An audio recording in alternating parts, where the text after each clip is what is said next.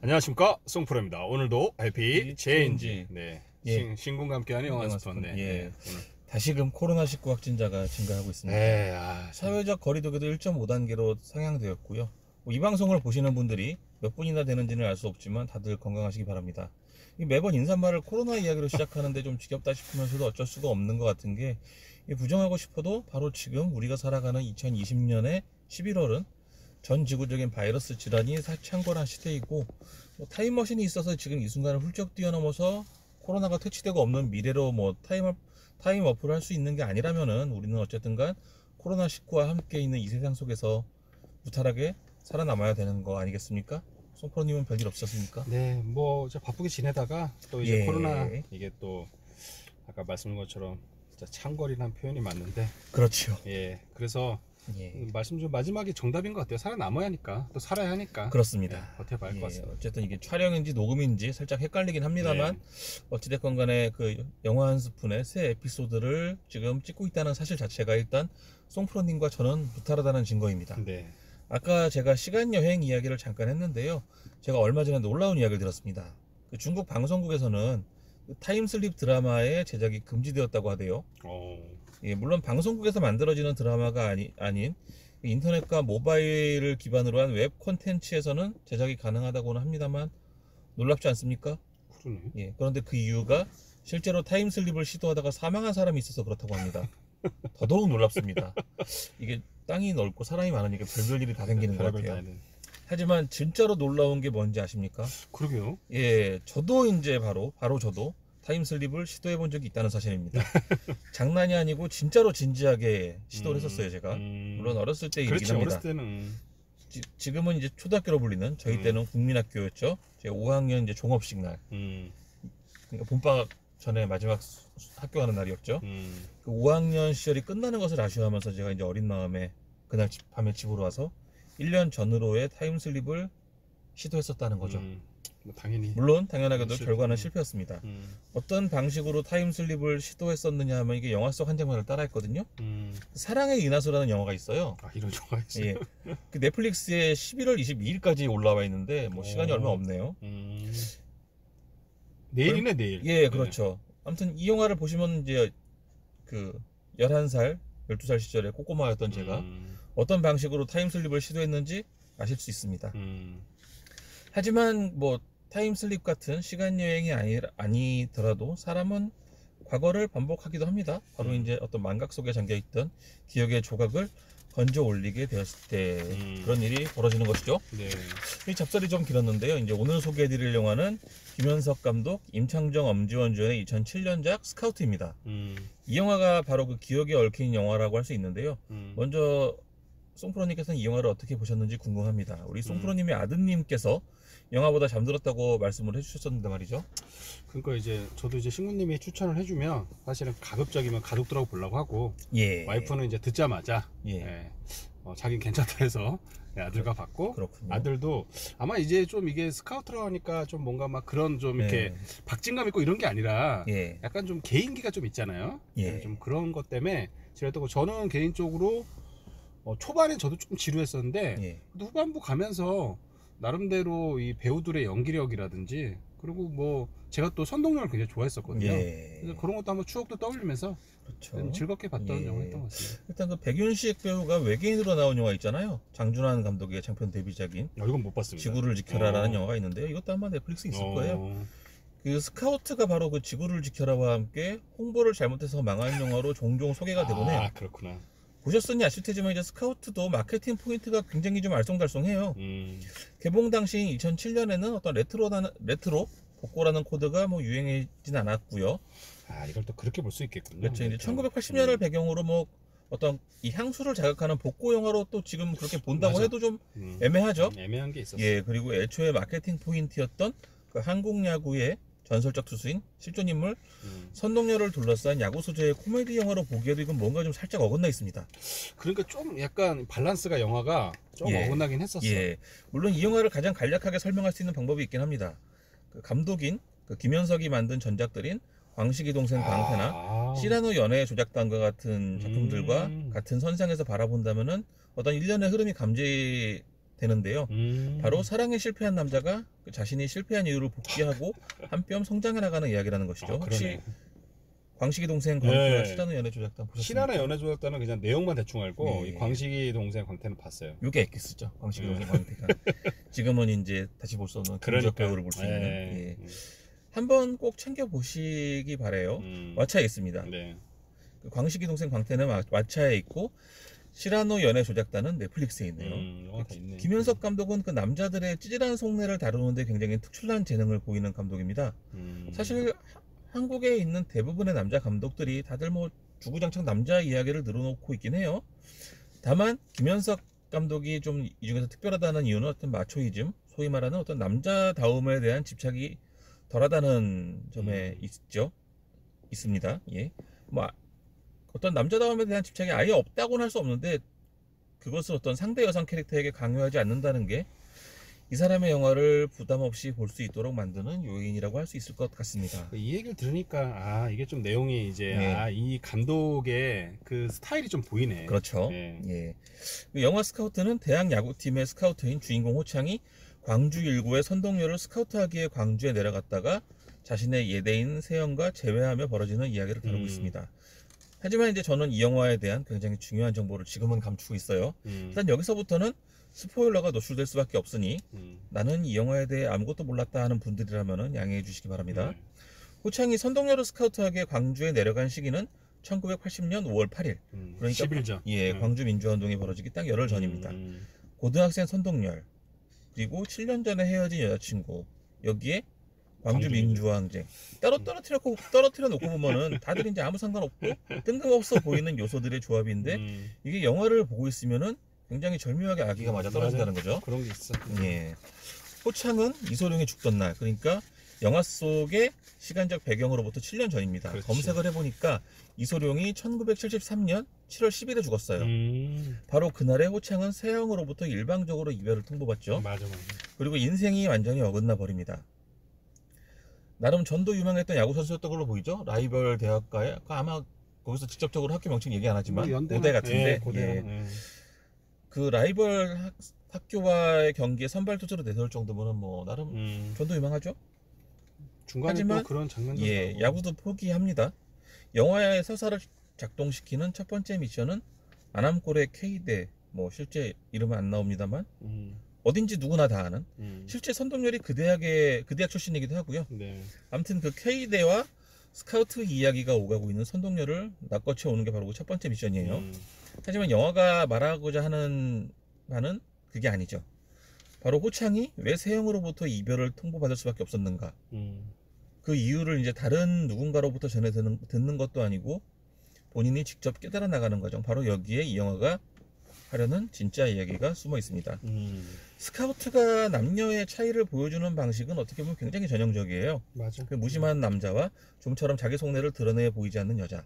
사실 남자 이야기에 집중하는 남자 감독들이 그렇듯이 이 영화의 김현석 감독도 여자에 대해 잘 모릅니다. 물론 이렇게 말하는 저도 모릅니다. 예. 뭐 결혼 생활 하신 지 10년 넘으신 송프로님은 잘 아십니까? 그러게요. 이거는 뭐 근데 결혼했다고 잘 알까요? 엄지연 배우가 스카우트 개봉 당시 인터뷰에서도 그런 말을 했어요. 김현석 감독이 여자에 대해 정말 모른다고. 예. 그렇기 때문에 저는 이제 같이 모르는 주제입니다만 마음 놓고 이 김현석 감독의 험담을 할 수 있는 것입니다.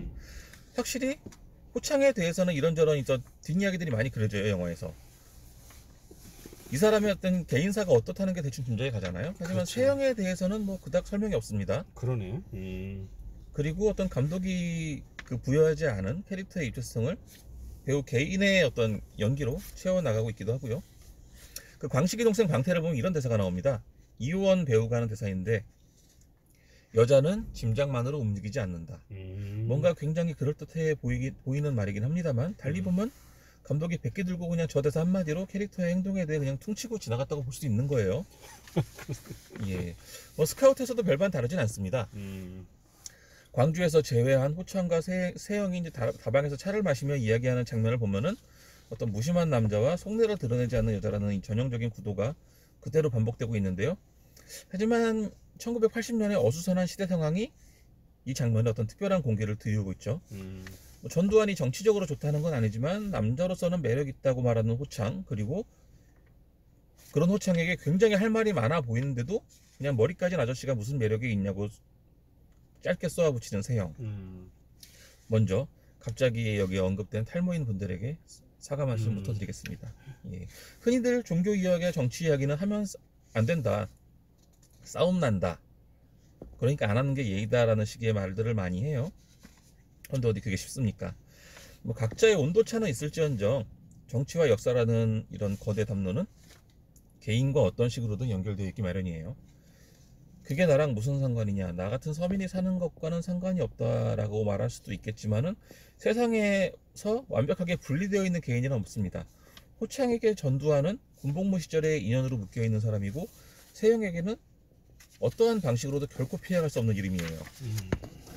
그렇다면은 세형과 호창의 갈등은 아주 구태의연한 대립항으로서의 남과 여의 차이가 아니라 전두환이라는 인물을 통해 말할 수 있는 어떤 격변의 시대에 대한 시각차와 그 체감 온도의 차이로 설명할 수 있을 것입니다. 가족끼리, 친구끼리는 정치 얘기하는 거 아니라고 하는데 뭐 정치에 무신경할 수 있는 것도 권력인 거예요. 지난번에 먼저 소개해드렸던 에놀라 홈즈의 대사에서도 얘기하잖아요. 권력 없이 살아본 적이 없기에 정치에 신경 쓰지 않는 것이다라고요. 무엇보다 정치적 견해 차이라는 게 지지하는 정파의 차이만을 의미하는 것이 아닙니다. 세상을 바라보는 시각의 차이예요. 어떤 정치적인 견해 차이라는 게. 참사로 가족을 잃은 사람들을 어떤 연민할 줄 아는 것과 저거 돈 더 뜯어내려고 쇼하는 거 아니냐고 비아냥거리는 사람 사이에는 엄청난 차이가 있습니다. 세상을 바라보는 눈이 저 정도로 야박한 사람이라면 저라면 단 1분도 같이 있고 싶지 않을 거예요. 아마 세형에게 호창도 대충 마찬가지일 거예요. 민주국가에서 군사 정변을 일으켜서 권력을 잡고 포갑을 휘둘러대는 독재자를 정치와 분리해서 매력있는 남자로 평가할 수 있는 호창이 아마 세형에게는 세상을 인지하는 감각 자체가 천지 차이로 다른 사람으로 느껴졌을 것입니다. 그리고 호창은 기억하지 못했었지만 7년 전에 이소룡이 죽던 그날에 호창은 자신이 세형과 완전히 다른 사람임을 입증했었습니다. 그래서 결별을 선언하는 세형의 입에서 나온 말도 다른 사람 같다였다는 얘기였을 것이고요. 영화는 천천히 호창의 실패한 연애담을 복귀해 나갑니다. 선동열을 찾아 광주로 내려온 곳이 그 첫 번째 관문일 것이고요. 이소룡의 죽음과 함께 떠올린 본인의 조각난 과거사가 그 두 번째 관문일 것입니다. 세 번째는 선동열의 모교에서 마주친 상대 대학 스카우터 그 정병환과 얽힌 에피소드일 거예요. 아직은 이제 대중한테 얼굴이 그다지 알려지지 않았던 굉장히 샤프한 얼굴한 30대 시절의 김희연 배우를 볼 수 있죠. 그러네, 진짜. 누군지 아시죠? 그 원빈의 아저씨에 나온 방탄유비. 예. 병환은 호창에게 대뜸 네가 던진 데드볼 때문에 실업팀 입단이 예정되어 있던 어떤 자기의 야구 커리어가 망가졌다고 쏘아대죠. 이에 호창은 네가 먼저 우리 팀 선수 맞추지 않았냐며 대거리하는 것을 맞서고요. 병환과의 다툼이 중요한 것이 바로 이 부분이 그 이소룡이 죽던 날 호창이 세형 앞에서 했던 어떤 행동과 그대로 닮아있기 때문이에요. 이때는 뭐 일부러 대답을 맞춘 거 티냐면서 멱살잡이를 하던 호창이 선동열의 스카우트를 문제를 놓고 그 선동열의 집에서 함께 술을 마실 때에는 뭐 비록 병환이 이제 술에 취해서 완전히 뻗어버린 이유이긴 하지만 미안하다고 사과를 합니다. 그 전까지는 반말을 하다가 또 그때만큼은 병환 선배라고 예의를 갖추죠. 사람이든 국가든 혹은 그 외 다른 조직이든 그게 언제적 일인데 아직까지 그 일로 걸고 넘어가는 식으로 대응해서는 성장할 수가 없는 법이겠지요. 반성과 사과에는 유통기한이 없습니다. 아무리 오랜 시간이 흘렀다 하더라도 잘못을 인정하고 제대로 사과를 해야만 성장할 수가 있는 것이에요. 그래서 이 영화는 묵혀두었던 호창의 잘못을 우리 송프로님께서 지루하게 보셨다는 전반부를 지나서 영화의 끝 무렵에 가서 이제 꺼내놓습니다. 까딱하면 이제 이 부분이 어떤 반전을 위한 깜짝쇼로 보일 수도 있었을 거예요. 하지만 김현석 감독은 선동열, 이소룡, 어떤 정병환과의 에피소드 그리고 줄무늬 유니폼 등의 연결 지점들을 시들과 날줄로 엮으면서 호창이 변화하는 궤적을 정성 들여 보여주고 있습니다. 물론 이 영화가 추리 영화는 아닙니다. 하지만 공간과 시간의 범위를 조금씩 좁혀가며 호창이 본인 스스로 기억 속에 봉인해두었던 7년 전 그 사건의 실체를 조금씩 드러내 보이고 있는 것이죠. 그러니까 호창은 대학 시절 학교 측의 구사대가 되어서 시위하는 학생들을 진압하러 나섰었습니다.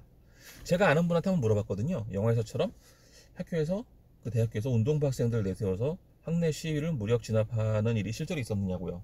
그분이 이제 저희보다 1년 위에요. 그러니까 대충 같은 시기를 살아간 동년배죠. 근데 그분이 그러시더라고요. 본인이 다니던 대학에서도 저런 일이 있었다고 하대요. 있었을 것 같아. 그렇죠. 들었어. 맞아. 그렇죠. 학교 입장에서 뭐 용역 고용하려면 돈 들어가고 나중에 이게 문제가 될 수도 있을 텐데. 우리 때는 진짜 운동부 애들이 맞아. 좀 살벌한. 살벌한 게 있었어. 운동부의 학생들을 고용하면 해결하기 훨씬 수월해지죠. 그렇지. 스카우트에서도 우리가 왜 이런 일까지 해야 하냐고 되묻던 호창을 야구부 주장이 발로 걷어차면서 하는 말이 있습니다. 너 돈 내고 학교 다니냐. 한마디로 은혜를 갚아라. 돈값을 해라. 그런 말이겠죠.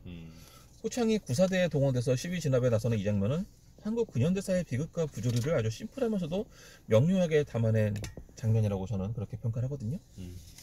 물론 호창에게도 변명의 여지는 있다고 할 수 있을 거예요. 본인도 우리가 왜 이런 일을 해야 하느냐며 어떤 거부 의사를 밝혔고, 처음에 진압 상황을 보면 분명히 이제 호창이 뒤로 빠져 있었죠. 호창이가 이제 세영이에 비해서 시대의 부조리를 감지한 어떤 감각은 현저히 뒤떨어지는 건 맞는 것 같아요. 하지만 어느 정도의 개념은 갖추고 있는 인물이라는 거죠. 그런데 그랬던 호창이 순식간에 눈이 돌아가 버립니다. 바로 부상당한 자신의 야구부 후배가 시위대에게 맞는 모습을 보았기 때문이죠. 이 사람의 행동 패턴은 그 라이벌 학교의 정병환에게 데드볼을 던졌을 때도 똑같고, 이때도 똑같고, 나중에 막판 클라이막스의 어떤 행동에서도 똑같아요. 사실 이 사람의 행동 패턴은. 그쪽에서 먼저 우리 팀 동료들한테 해를 입혔다는 것이죠. 뭐 위에서 시켰고, 나의 등록금을 면제시켜준 어떤 학교의 강압과 내게 발길질을 시전하는 선배의 폭력에 맞설 만한 힘은 나한테 없고, 또 때마침 부상당한 후배가 내 눈앞에서 맞고 있어요. 그러니까 나는 저 아이를 도와야 돼. 그러니까 호창한테 어떤 독재 정권을 옹호한다거나 비리사의 앞잡이가 된다는 식으로 어떤 자발적인 악의가 없던 것만큼은 확실해 보여요. 허나 그렇다 해서 이게 아무런 문제가 되지 않는다고 결론을 내릴 수도 없는 일인 거죠. 그렇죠. 이건 잘못된 거죠. 어떤 이제 악의 평범성이라는 개념으로 설명할 수 있는 상황 같기도 한데요. 이게 악의 평범성이 무엇이냐? 2차 대전 때 수많은 유태인을 학살한 나치 장교를 찾아냈는데, 어떤 악마일 줄 알았던 사람이 실은 자기 가족을 사랑하고 그냥 자신의 직무에 충실할 뿐인 평범하고 성실한 그런 사람이더라. 뭐 그런 얘기예요. 조직에도 이런 사람 많을 거야. 많죠. 어떤 거대한 악행을 조각조각 잘라서 분업화를 한 다음 이 사람 저 사람에게 나눠서 시켰다고 치자고요. 아마 분업화된 악행의 단계별 공정을 행한 사람들에겐 그것이 악이라는 개념조차도 흐릿할 거예요. 따지고 보면 저도 이런 식으로 어떤 사회 부정과 비리를 시행한 적이 있어요. 생각을 해보니까 없지 않습니다. 그 나사 몇 개 조인 사람한테 자동차 엔진 고장에 책임을 묻는 건 어불성설 아니냐, 뭐 이렇게 나올 수도 있다는 거죠. 그런데 전체가 아닌 일부분이라고 해서 그게 잘못된 게 아니라고 할 수 있을까요? 조각조각을 낸다고 이제 악이 아닌 게 되는 건 아닐 거란 말이죠. 뭐 좋습니다. 어쩔 수 없었고 그럴 수밖에 없는 일이었다고 할 수도 있어요. 하지만 그 자리에는 세영이 있었습니다. 호창의 진짜 잘못은 어떻게 보면 바로 이 부분이라고 볼 수 있을 거예요. 바로 코앞에서 절규하는 세영의 존재를 알아채지 못한 순간의 무심한 말이죠. 어쩔 수 없었고 악의는 없었고 그저 좀 무심했을 뿐이라고 변명하겠지만, 그 무심함이 다른 누군가에게는 상처가 되었고 결국 자기 자신한테도 상당한 영향을 끼치고 말았더라는 얘기인 거죠. 뭐 정치 따위, 역사 따위 그런 거창한 이야기들 나 같은 보통 사람 사는 것과는 아무 상관없다고 흔히들 이야기하는데, 앞서 말했듯이 체감하는 온도차는 있을지언정 시대의 그물망으로부터 자유로운 사람은 어디에도 없습니다. 영화 스카우트는 그 시대에 포획될 수밖에 없었던 개인의 초상을 어떤 서사적인 측면과 비주얼적인 측면을 적절히 동원해서 활용해 가면서 담아내고 있습니다. 혹시 그 장면 기억나시나요? 호창이 이제 경찰서에 끌려가잖아요. 거기 이제 잡혀서. 그렇죠. 여기서 이제 어떤 취조실인지 뭔지 그런 데로 싹 끌려가는데 카메라가 뒤로 슬쩍 빠지니까 먼저 잡혀온 세영이 보이죠. 그렇죠. 여기서 이제 너 쟤 아니야. 그 장면. 예. 근데 어떻게 보면 임창정이 뭐 그런 연기에 굉장히 도 같은 사람이긴 하지만 이 순간에도 굉장히 호창이는 비겁하고 찌질해요. 그러네. 그렇죠. 어떻게 나 안다 저 사람 죄 없다 이렇게 나서지도 못하고. 그러네.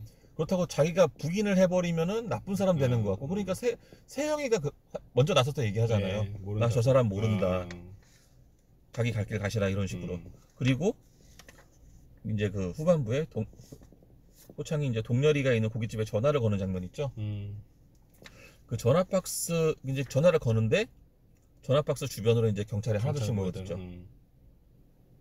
그리고 또 마지막으로 그 혼자 캐치볼을 하는 소년이 이종범이 서 있던 학교 운동장의 담장 너머로 탱크가 지나가요. 본인들은 모르고 있겠지만 역사와 시대는 어떤 방식으로든 개인을 휘감고 때로는 영향을 주고 심각한 타격을 가하기도 한다. 뭐 이런 거를 은유적으로 드러내는 장면이라고 할 수 있을 것입니다. 네. 다시 말해 스카우트는 개인의 미시사가 거대 담론으로서의 역사와 어떻게 조우하는지를 우리의 주인공 호창의 실패한 연애담을 통해 보여주는 영화라고 할 수 있습니다. 여기서 호창이 내놓는 대답은 앞뒤 재지 않고 달려가서 미안하다고 사과하는 것이에요. 개인의 노력만으로 어떤 폭압과 부조리가 횡행하던 엄혹한 시절을 뛰어넘을 수는 없을 거예요. 하지만 그럼에도 호창은 전심전력으로 내달립니다. 여기서 이제 이소룡과 성룡이, 그러니까 뭐 이소룡 얘기는 계속 이제 이소룡이 헤어지던 날에 무슨 일이 있었는가, 뭐 세영이한테 이소룡 많이 좋아했느냐, 뭐 이런 얘기를 하는 장면에 이소룡은 언급이 되죠. 그리고 성룡도 살짝 언급이 돼요. 그랬네? 예. 이게 이제 여기서 포스터를 보고 사형도수 성룡의 그게 아마 1980년에 맞을 거예요. 그러네. 집권 사형도수. 네, 맞아. 아, 지금 하냐. 그 말죽거리 잔혹사에서도 성룡과 이소룡의 어떤 역사, 어떤 격변의 시대를 상징하는 그런 인물들로 언급이 되죠. 그 이소룡은, 스크린 속의 이소룡은 어떤 한치의 흐트러짐도 허용하지 않은 완전 무결한 영웅이에요. 그 완전 무결한 영웅이 죽던 날에 호창은 세영한테 버림을 받습니다. 그리고 1980년, 이제 당시에는 막, 지금은 뭐 그냥 뭐 꼰대 아저씨가 됐지만 꼰대지 꼰대. 예, 새로운 액션 스타로 떠오르던 젊은 성룡. 어마어마했죠. 예. 성룡은 어떻게 보면 굉장히 흠집 많고 좌충우돌하고 겨우겨우 자기 앞에 장애물을 넘어서는 그런 사람이에요. 뭔가 마지막에 세영을 구하러 간 호창이 처음엔 또 그나마 이제 자기 그 비광 아저씨 그 사람 패거리들이 앞에서 막 나가서 하는 걸 뒤에서 몰래 지켜보고 있잖아요. 처음에 비겁하게 찌질하게. 그러다가 이제 경찰과 어떤 물리적인 충돌이 발생을 하고 그 와중에 세영이가 곤봉에 맞죠. 그러니까 이 사람의 하는 행동은 딱 그거예요. 한 명만 봐요. 끝까지. 뭔가 각성을 이루고 난 다음에도 한 명만 봐요. 맞아. 예. 세영이가 이제 딱 곤봉에 맞고 쓰러지니까 그때서야 이제 달려가잖아요. 이때 이제 어떤 그 호창이가 보이는 행동이 뭔가 성룡의 영화 속 액션 장면과 살짝 흡사하지 않나. 그 전투 경찰들의 방패를 밟고 달려가죠. 그렇게 좌충우돌하며 장애물을 힘겹게 넘어서서 세영을 구하러 돌아오는 것이죠. 시간을 되돌려서 자신이 저지른 잘못이 아예 없는 그런 타임라인을 만들 수는 없을 거예요. 하지만 잘못과 실패를 인정함으로써 한 단계 도약할 수 있는 계기를 마련할 수는 있습니다. 스카우트는 어떤 그렇게 성장의 계기를 마련한 개인의 성장담이에요. 그리고 다른 한편으로는 불의한 권력이 저지른 만행과 그로 인한 시대의 비극 앞에서 침묵을 택한 수많은 방관자들에게 성찰과 각성을 촉구하는 이야기라고도 할 수 있을 것입니다. 좀 더 나아가서 생각을 해보자면은 여전히 뻔뻔하게 떼는 것을 일관하고 있는 인면수심의 가해자에게 사죄를 요구하는 이야기로 볼 수도 있겠죠. 하지만 무엇보다 중요한 건 지금 내 눈앞에서 눈물 흘리는 사람을 바라보고 공감하는 것만으로도 많은 것이 달라질 수 있지 않을까라는 질문을 남긴 점이라고 생각이 됩니다. 오늘의 이야기는 여기까지. 네. 혹시 뭐 추가로 하실 말씀 있으신가요? 네. 근데 뭐 들으면서 영화를 이제 아마 보신 분들도 이런 관점으로 한번 보면 좋을 것 같아요. 그리고 안 보신 분들은 뭐 스포일러가 좀 있지만 뭐 신구님이 이걸 뭐 전체를 다 한 게 아니어서 뭐 지금 말하는 이런 관점들을 좀 바라보면서 보면 특히 이제 그 광진도전 광태라든지 이런 감독이 나왔던 영화라고 하니까 더욱더 이 감독이 이런 연애담을 좀 딱 성향이 보이는 것 같죠. 연애담을 통해서 뭐 과거를 회귀해서 이런 걸 좀 보여주는 것 같아요. 오늘 그럼 24평이 혹시 있으신가요? 있습니다. 네. 개인의 미시사와 거대 담론으로서의 역사를 동시에 아우르며 강속구보다 더 강하게 가슴속에 내리꽂히는 위력적인 변화구. 아, 예. 이거 참 표현 좋네요. 예, 강속구보다 더 강하게 예, 내리꽂히는 그렇습니다. 위력적인 변화구. 예. 사실 이게 뭐 저도 스카우트라 그래서 무슨 예. 야구 내용인 줄 알고.